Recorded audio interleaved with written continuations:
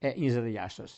Duke se kemi një ditë të vështirë në fakt për sa i përket aspekteve planetare, sepse kemi Marsin në katërkëndësh me ujorin ndikimin e madh me Uranin në Dem.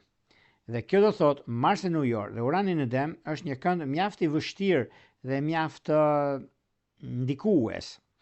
Tregon një tendencë për sa i përket çështjeve, ngjarjeve të papritura dhe ndikime që kanë bënë, por mirë është që duhet jemi të qetë me këmbë tokë për çdo gjë që jemi të përgatitur.